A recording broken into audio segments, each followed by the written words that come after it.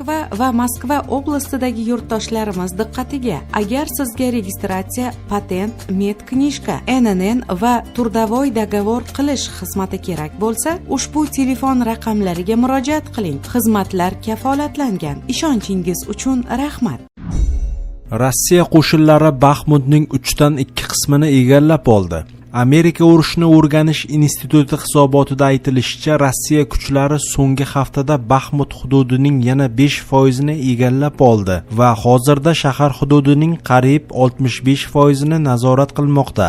Mutaxassislar janubdan Wagner yollanma jangchilari bo'linmalari shahar markazigacha, bozor va shahar kengashi binosi yonida joylashgan madaniyat saroyigacha siljiganini yozmoqda. Shaharning shimoli-g'arbiy qismida Wagner rangli metall qayta ishlash zavodi hududini to'liq egallab olgan va sanoat zonasining janubiga qarab harakatlangan. Ukraina qurolli kuchlarining sharqiy guruhi spikeri Sergey Cherevati Baxmutda Rossiya va Ukraina kuchlari o'rtasida jangovar to'qnashuvlar soni kamayganini ma'lum qilgandi. Oxirgi 3 kun ichida janglar soni kamaydi, ammo Baxmutdagi vaziyatni jiddiy tahlil qilish kerak. Bunga qo'shinlarning ma'lum bir qayta guruhlanishi sabab bo'lgan bo'lishi mumkin. O'ylaymanki, keyingi kunlar yoki bir hafta ichida bunga nima sabab bo'lganini bilishimiz mumkin, dedi Cherevati. Baxmut yo'nalishida Rossiyaning asosiy zarba beruvchi kuchi Wagnerning askarlari bo'lib qolmoqda. AQSh prezidenti Jo Bayden Rossiyaning Belarusda taktik yadro qurolini joylashtirish rejalaridan xavotirda. Ular buni hali qilmadi, lekin albatta men bundan xavotirdaman, dedi u Washingtonda jurnalistlarga. Bayden Vladimir Putinning tegishli bayonoti xavfli gaplar deb atadi.